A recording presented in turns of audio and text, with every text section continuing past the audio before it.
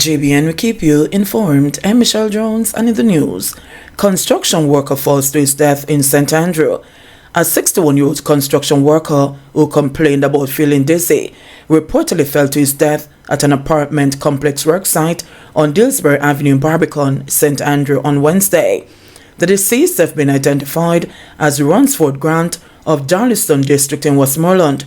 Grant reportedly died from injuries he sustained after he fell from the third floor of the building and hit his head. He was assisted to hospital where he was pronounced dead. The incident occurred approximately 10:30 a.m. on Wednesday. The police said that Grant had complained about feeling dizzy 2 weeks ago. He was reportedly sent on a break but returned to work this week. Hairdresser shot to death in St. Elizabeth, husband taken in for questioning. A woman was found shot to death at her home on Galetown Road in Goshen District, St. Elizabeth on Thursday night.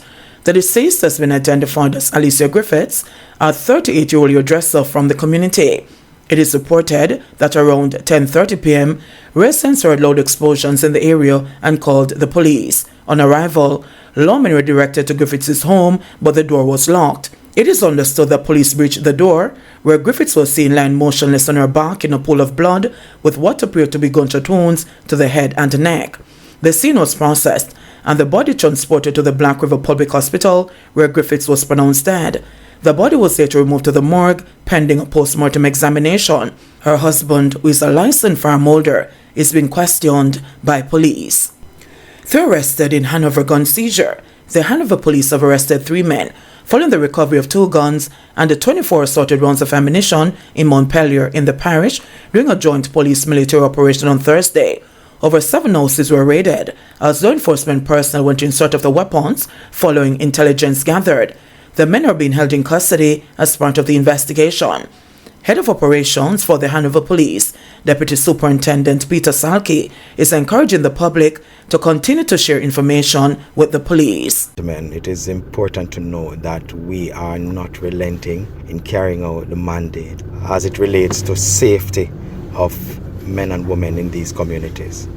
Montpelier is one of those communities that has been giving us some issues, even though in recent times we have not had anything major in that area. However, because of the potential in that area, we are giving some attention to that area. We're just asking members of the public, even those in Montpelier and other focus areas and all over Hanover division, give us the information that is necessary to keep you safe. It is your community. You have worked hard to make your place so that you can rest when there's time to rest. Give us that information so that we can carry out these activities to make you safe. We have been having these joint operations. We have been having joint patrols, both foot and mobile, and we have been going not just in houses, because we realize that not just houses and around the yards these weapons are being stored. We realize that they are being hidden also in the bushes. So we are going to walk the bushes. We have been walking the bushes and we will continue to walk the bushes.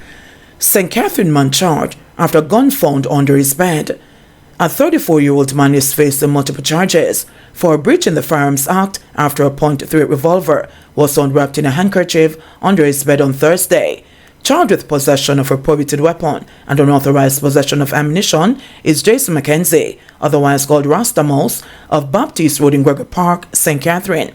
Reports from the Portmore Police are that at about 6:30 a.m., a team conducting operations in the area searched Mackenzie's home and found 1.38 revolver containing 5.38 cartridges wrapped in a handkerchief under his bed. He was subsequently arrested and charged. His court date is being arranged.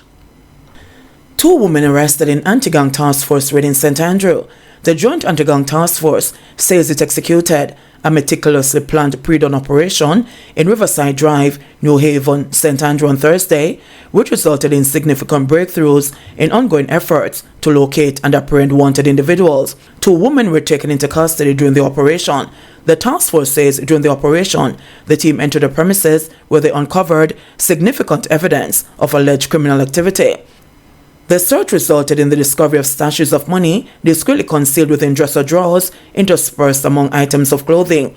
Money was also located in gift bags atop a chest of drawers, and coins were found organized in small plastic bags atop a chest of drawers. Receipt books along with the discovery of a money counting machine, were also seized.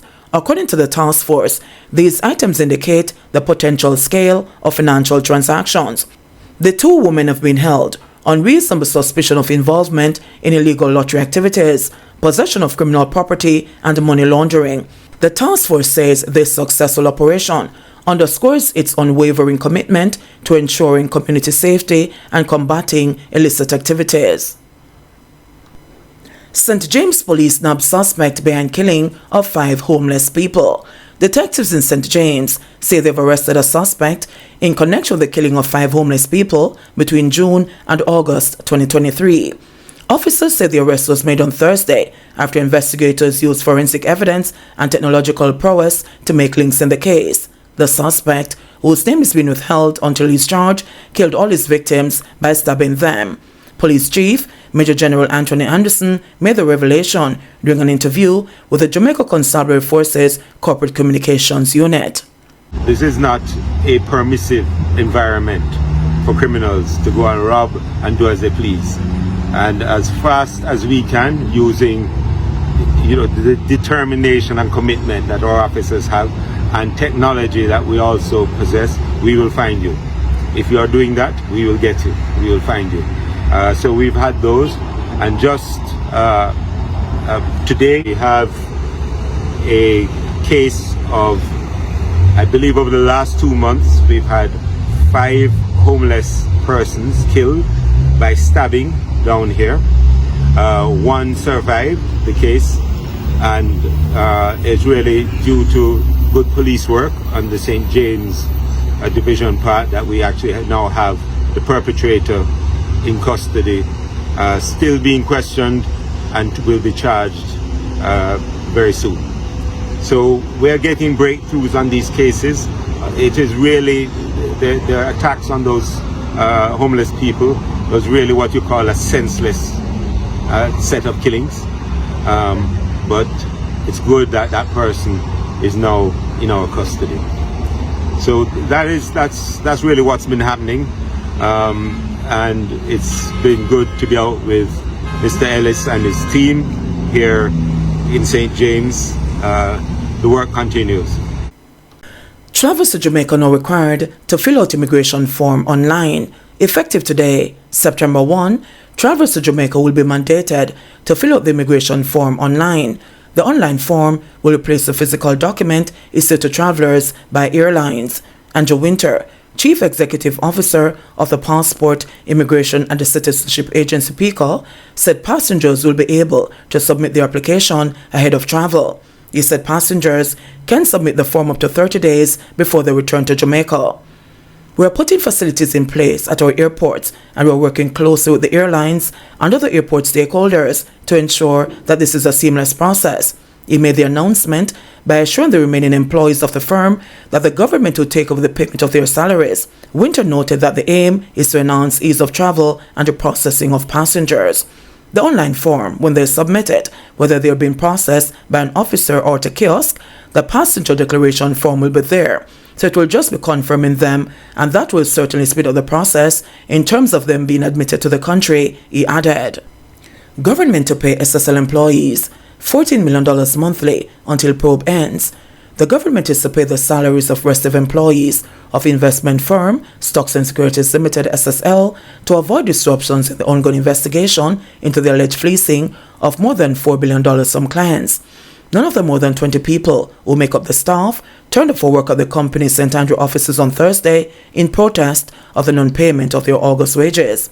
Finance Minister Dr. Nigel Clark said the government will intervene because SSL's income cannot support its operating expenses, much of which are necessary to facilitate the ongoing investigations. Well, I can tell you, what I can disclose is that the payroll on a monthly basis for the 22 employees who are currently on staff at SSL is about $9.5 million Jamaican dollars. I can also disclose that there are other operating expenses of about $5 million per month. That includes, lease of the building, utilities, other operating expenses, and of course there is litigation that SSL is a part of, and legal fees have to be paid. because of the overriding importance of this, that we need to be able to maintain the employees who are there, keep the lights on so that this investigation can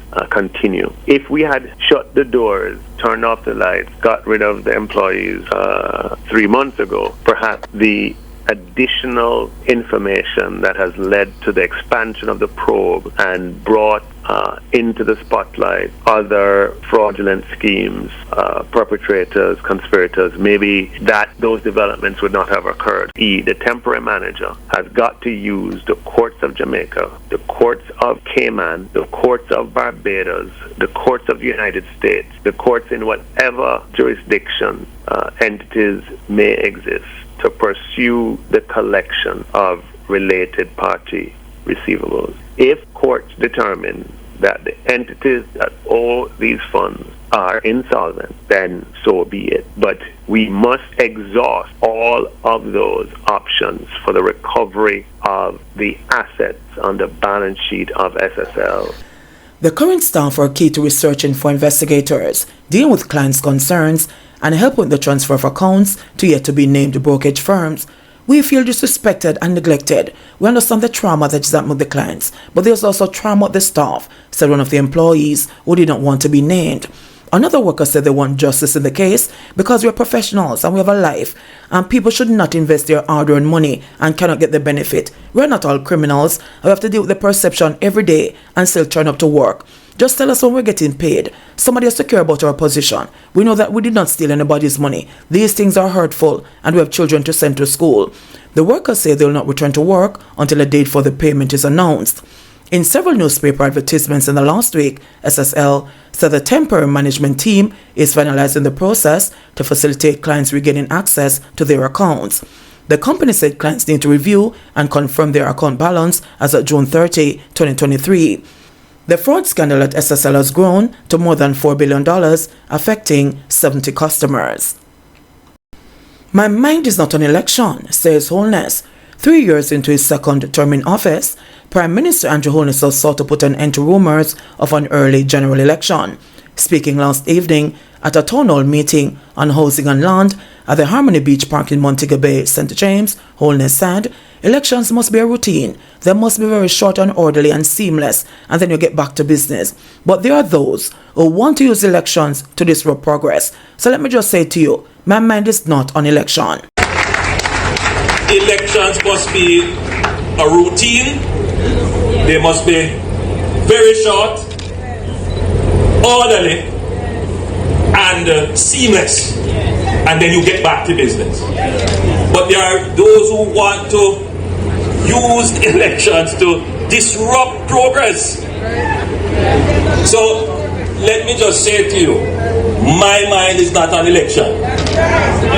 My mind is on ensuring that those who are at the base of the society who still have not yet felt the change that is happening, that you will get the chance because your government is not taking its eyes of managing your business and your affairs. In other words, there are those who are power mongers. They just want power. They don't necessarily believe in your progress. And the truth is that when they get power, they don't know what to do with it.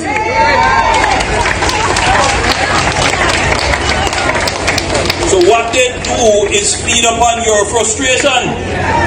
That's what they do. They feed upon your frustration. And look here, there are many things to be frustrated about. Many things. But what you don't want to do is to disrupt the good governance, the good processes, the good management that is delivering the things that will make your life better. The general election is constitutionally due in 2025, while local government election is set for early next year. JBN will keep you informed. Please remember to subscribe, like, share, leave us a comment, and click the notification bell to receive our daily news items.